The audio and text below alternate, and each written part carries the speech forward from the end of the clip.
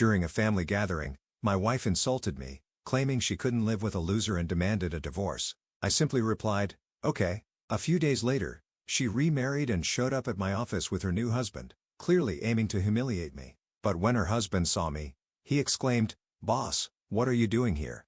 I'm a 45-year-old average office worker. I got married 8 years ago, right after I was promoted to manager." Our office romance turned into a wedding that our colleagues celebrated with us. I spent all my savings on a grand ceremony. I still remember how beautiful and happy she looked that day. She was the star of our department from the moment she joined, not because she was the best at her job, she was actually a bit clumsy, but because she was always cheerful and hardworking. I admired her from a distance, never imagining she'd notice me. Working together on a project brought us closer. After gathering enough courage, I confessed my feelings to her. She blushed and nodded, agreeing to give us a chance. We dated for a few years, and when I got promoted I proposed. "I'm so happy," she said when I asked her to marry me. I spent 4 months of my salary on an expensive Alexandrite ring. She was moved and promised to never take it off. I was completely in love with her and swore to always take care of her. She wanted to be a housewife, saying we needed a nice home to settle down. Her smile was enough to convince me. We searched for properties together and eventually bought a luxurious apartment. Then we went on the overseas honeymoon she had always wanted. By the end of it, my savings were nearly gone, but I wasn't worried. My stable job would help us live comfortably. We started saving again, hoping to plan for children in the future.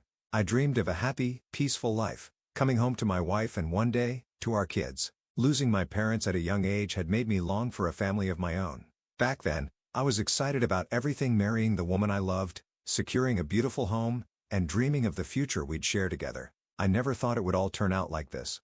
I never thought things would end up like this. The dream of a happy family life was completely broken just a few years after our marriage. Camille was a stunning woman, glamorous and full of charm. She loved dressing in flashy outfits, and walking beside her made me proud. But that feeling didn't last long. It faded as soon as the honeymoon phase and early days of our marriage were over. At first, even the smallest gifts would make her happy. But after 8 years, she changed completely. She used to greet me warmly when I came home. But now I often return to a dark, silent house with the door locked. The messy living room only made me feel worse. Reluctantly, I would tidy up a bit, change out of my suit, and head to the kitchen. The kitchen was always spotless because no one used it. Of course, there were no meals prepared. When I opened the fridge, I saw it was full of beer and barely any real food. I had no choice but to grab one of the instant noodles I had stocked up on and boil water in the kettle. I don't drink, so the beer was all Camille's. She used to try cooking, even though she wasn't very good at it. Back then I found her efforts adorable. But over time, she lost interest in cooking altogether and suggested we eat out instead. With both of us working, I thought it was reasonable and agreed. However, Camille wasn't happy with eating at simple family restaurants or diners nearby. She always pushed for more expensive places. When I told her we couldn't afford to dine at fancy restaurants every night, she looked at me with a hardened expression. "Why don't you have the means?" she asked coldly. If she didn't want to cook, I would have been fine with supermarket deli food or simple meals at family restaurants. But she demanded upscale places, restaurants we used to visit only for special occasions. I simply didn't earn enough for that kind of lifestyle. Was I really so lacking? I thought I made enough for a modestly comfortable life, but since we got married, her demands and spending kept increasing. Tonight, she was probably out having fun again. Frustrated by her absence, I went to bed, exhausted. She came home just before I had to leave for work the next morning. Her late nights became a regular thing. She'd leave the house dressed up and return just as I was heading out. She brushed past me without a word, muttering, "Move, you're in the way." I couldn't bring myself to say anything. I just sighed and quietly said, "I'm off," but she didn't respond. Then one day, I was shocked to find a credit card bill that would change everything. I didn't recognize the bill. It was for several $1,000.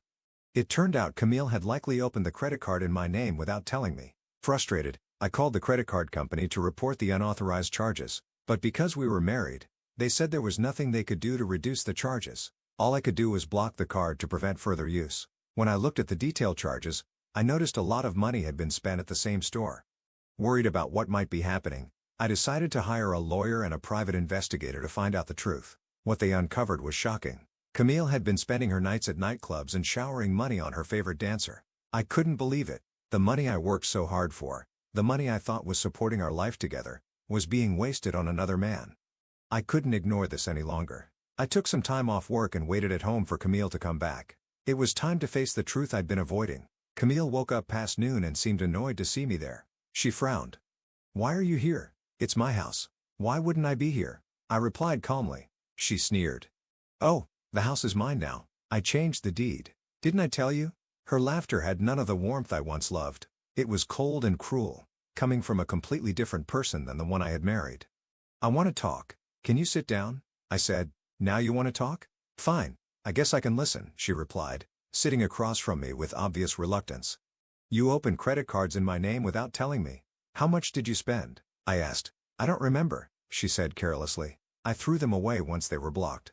She spoke as if it was no big deal, like throwing out trash. "And the nightclub visits?" I pressed. "Oh, you finally noticed?" she said with a smirk. "I've been going since before we got married." "What do you mean?" I asked, confused. She seemed amused by my reaction. "Oh, he's a dancer. He became one on his own, which annoyed me, so I started dating you instead." I was stunned. She continued, her words cutting deeper. "You were boring but you were good at spending money, so I thought it was fine." Then, as if it were the most normal thing in the world, she began talking about Nick as though she were a love-struck teenager. "But Nick came back to me. He's aiming to be the top dancer now, and his salary is amazing." I couldn't believe what I was hearing. She talked about Nick like I didn't exist, completely ignoring my feelings. "So, I thought I'd help him reach the top. That takes money, you know." "It can't be helped," she said casually. "Don't tell me you sold this house too?" I asked, horrified. "Of course not. I'm planning to live here with Nick soon," she replied, as if that was a perfectly reasonable thing to say. Her words left me utterly confused. "What are you talking about? I've already changed the deed. I want to live here with Nick." "You're in the way. You're off work today, right? Pack your things and leave," she said coldly. Then, without another word, she went back to the bedroom, leaving me sitting there, stunned and in complete disbelief. I couldn't think straight anymore. Without much thought, I started packing my things and left the house. It was pouring rain, but I didn't care. I wandered aimlessly, drinking alcohol I couldn't handle. When I finally came to, I found myself staring at a white ceiling. Erica hurried over as I woke up. "Where am I?" I asked groggily. "Don't you remember? You collapsed from alcohol poisoning in the rain and were brought here. You've also developed pneumonia," she explained gently. I felt terrible hearing this. Apparently, I had drunk so much that I blacked out and collapsed on the street. Being soaked in the rain had caused pneumonia. "You've been asleep for 5 days, the Erica added. 5 days? "Yes. Your workplace even called a few times," she said. "The stress must have finally caught up with me." "Oh, it looks like you have visitors," the Erica said before stepping aside. To my surprise, Camille walked in with a man I didn't recognize. He was well dressed, with blonde hair and a flashy suit. I guessed he was the dancer Camille had mentioned before. "Look who's alive," Camille said with a mocking smile. I was starting to think I'd get some insurance money. Her words sent a chill down my spine. How much life insurance had she taken out on me? "Oh, and by the way, I threw away all the stuff you left in the room," she added casually. "I didn't have much to begin with, so it didn't matter anymore. The few things I had taken with me were enough." Then she pulled out a document. "Sign this," she said, holding out divorce papers she had already signed herself. Laughing in a high-pitched voice, she added, "Goodbye, loser, I'll be demanding alimony too." I didn't have the energy to argue. Feeling completely drained, I signed the papers and handed them back to her. Camille's face lit up with satisfaction as she took the documents and left with her lover. At that moment, I didn't care about anything anymore. I collapsed back onto the bed and fell asleep. In the days that followed, 2 unexpected visitors came to see me. The first was a police officer. "Do you remember if anyone pushed you?" he asked. I shook my head, confused. "No, I don't remember anything," I replied. The officer looked puzzled and left without explaining further. The second visitor was a middle-aged man in a sharp suit. I didn't know who he was, but he seemed strangely interested in my past. "I don't have much of a past to tell," I said honestly. "I lost my parents in an accident when I was a child. After that, I grew up in foster care. Most of the foster homes were awful, and I don't have many good memories from that time. After finishing high school, I left the foster system, took a gap year to save money, and eventually went to college." As I shared my story, the man in front of me started to tear up. Confused, I asked, "Excuse me, but who are you?" He wiped his eyes and said, "I'm sorry for not introducing myself earlier. My name is Owen Hart. I'm your father's brother. Your uncle." Uncle? I had never known I had any relatives. I always believed I was alone since no one ever came to find me. Owen explained, "Your parents married against the wishes of the family. Back then your grandfather, father, was furious. He completely disowned your parents, even removing your father from the family registry. But as time passed, Your grandfather's anger faded. One day he received a letter and a photo from your father. The letter said, "You have a grandson." That made him want to reconcile with your parents. He began searching for them, but by the time he found out where they were, the news of their death had already reached him. The shock was too much for him and he fell ill. After that, he hired private detectives to find out about your parents' lives and what had happened to their child. But by then, your parents had been memorialized as having no living relatives, and it wasn't clear where you had been sent. When your name recently came up in our detective agency records, I thought it might be you and had them investigate further. That's how I found you. So, you really are my uncle? I asked, still trying to process everything. Yes, that's right. You've been through so much, he said with a kind voice. From now on, we'll be here to support you. Hearing those words made me want to cry. I had been alone for so long, struggling through everything on my own. It was the first time someone had told me I didn't have to carry the burden alone. I opened up to him, sharing everything about my life, from my marriage to Camille and her betrayal to the debts I was left with after losing the apartment I worked so hard to buy. I told him how Camille had used me for money from the beginning, treating me as nothing more than a source of income. My uncle listened patiently, then he gently patted my head and said, "You've done well." His warm hand comforted me, and I couldn't hold back my tears anymore. "We'll handle your divorce," he said firmly. "But as much as this is Camille's fault, she's also quite unlucky." "Unlucky? What do you mean?" I asked, confused. "You see, your father had an inheritance. And now it's yours. Let's start the inheritance process," he explained. I was stunned. An inheritance? My father? I never imagined he had any wealth. "How much are we talking about?" I asked, unsure what to expect. My uncle revealed the amount, and I was speechless. "Roughly $500 million, he said. A week later, I returned to work. My colleagues were happy to see me and congratulated me on recovering. They told me they were relieved I was safe. I had worried my co-workers a lot during my absence. When I returned, I told them about my divorce. Their reactions were hard to describe, pity mixed with something unspoken. It made me wonder if they already knew the truth about Camille's behavior. Apparently, rumors about her had spread after our marriage. Everyone had been kind enough not to tell me, but I learned that Camille had been flirting with other male colleagues even while we were married. Some of them felt betrayed when they found out she married me, likely because they thought she chose me for the expensive engagement ring I gave her. At first, seeing me happy and my marriage seemingly going well, they might have thought the rumors weren't true. But the women in the office were less forgiving. "We knew she'd turned someone into a cash cow," they said.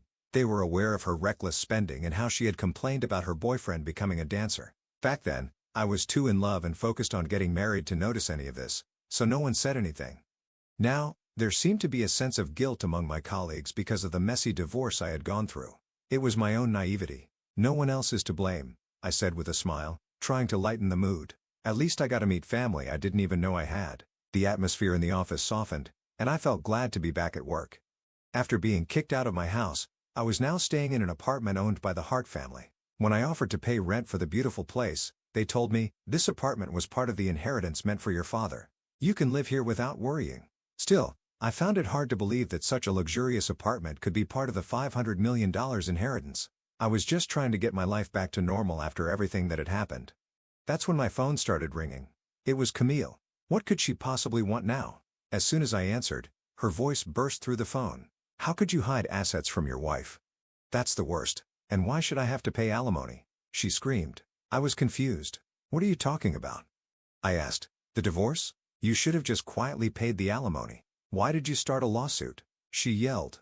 I had completely forgotten about the legal advice I got from my lawyer. With everything going on, my hospitalization and reconnecting with family, I thought the divorce was already finalized when she submitted the papers. "And you said you had no relatives. What the hell? The grandson of the chairman of the Hart conglomerate? You never told me," she shouted. Her ranting made no sense, and I couldn't follow what she was saying. I quietly ended the call and immediately blocked Camille's number. After talking with my uncle, we decided to meet her over the weekend to settle everything. We met in a private room at a restaurant. When I arrived, Camille and her lover were already there, glaring at me. My uncle patted my shoulder and said, "Don't worry, everything is under control." We sat down across from them to start the discussion. But what was there to talk about? The divorce was already finalized, and I had given up everything. "I did what you wanted," I said. "I divorced you and gave up the house. What more do you want?" "Everything." Camille snapped. "How can someone from the Hart family live so modestly? You're hiding money from me." "What are you talking about?" I replied. "I only reconnected with my uncle after our divorce, but she didn't seem to be listening." "And what about the alimony? Why aren't you paying?" And now you're suing me in civil court? I glanced at my uncle. He smiled calmly, clearly confident about how things were being handled. And about those credit cards, I added, you opened them in my name. Why should I have to pay for them? No, you made those cards, she said. They're in your name, so you're responsible for paying. My uncle spoke up, still smiling. Regarding those credit cards, Ben didn't make them. They were obtained illegally, even if you were married at the time. What? But we were married, so we shared property. That means he still has to pay. Camille protested. Her lover chimed in with a smirk. Come on, you're rich. Just pay up and let her go. That'll settle everything, right? I couldn't believe the nerve of him. His words made my head throb. But then my uncle's calm tone changed the mood completely. Well, in that case, let's address the credit card fraud and marriage scam in criminal court. Camille's lover's grin vanished instantly. What are you talking about? She just got tired of this guy, he blurted out. That doesn't change the fact, my uncle continued firmly, that under the law here, having an affair doesn't mean you avoid paying alimony. And while we might agree to a fair settlement for the divorce, we can't overlook the insurance fraud. Insurance fraud? What do you mean? Camille stammered. My uncle turned to me. Ben, did you know the life insurance policy taken out on you was worth over $5 million? I froze. What? No, I had no idea. I looked at Camille. She avoided my eyes, staring at the floor as if trying to escape my gaze. We'll drop the civil lawsuit and agree to a reasonable settlement, my uncle said as he stood up, signaling for me to follow. I stood up and headed for the exit. My uncle turned back to Camille and Nick, leaving them with chilling words. If we dig into your past, I'm sure we'll find more dirt. We'll be filing this as a criminal case, so be prepared. Then he walked out of the restaurant with me. Things moved quickly after that. My uncle had already prepared everything, so all I needed to do was officially file the lawsuit. Surprisingly, the process went smoother than I expected. We sued Camille and Nick for attempted insurance fraud, along with several other charges. The truth about the insurance was especially terrifying. On the night I was kicked out in the heavy rain, Nick had apparently been following me. Although I had no memory of it, it turned out he pushed me down some stairs in a back alley and left after making sure I was unconscious. Doctors later told me that I might not have survived if I hadn't been found in time. The early call to the ambulance was thanks to a Hart family detective who had been keeping an eye on me. The detective gathered clear evidence of Camille's infidelity and investigated Nick's actions. The documents collected by the Hart family also revealed Camille's attempts to work with a court official to take over ownership of the house, as well as their detailed plans for insurance fraud. With all this evidence, it became clear that both Camille and Nick could face real prison time. And so, my years of romance and marriage ended in disaster. A few weeks later, I found myself standing in front of a grand American-style house with a magnificent gate. Inside, I finally met my grandfather Olivier Hart, a well-known investor. It was hard to believe that this man was my grandfather. He was lying in bed, but when he saw me his face lit up with a warm, nostalgic smile. Come closer, he said gently. Let me get a good look at you. I sat down in the chair beside his bed. I owe your parents an apology, he said, his voice heavy with regret. If I hadn't opposed their marriage, they might still be with us today. Hearing the sadness in his voice made me realize how much my father had been loved. My parents seemed happy, I said softly. And I'm really happy to have met you, grandfather. Is that so? Is that so? He said, nodding several times as tears filled his eyes. He firmly grasped my hand, holding it as though he didn't want to let go. I made it in time this time. Thank you for being alive, my grandfather said, his voice filled with emotion. His words made me realize how deeply he had mourned my parents' accident, and tears started falling from my eyes too.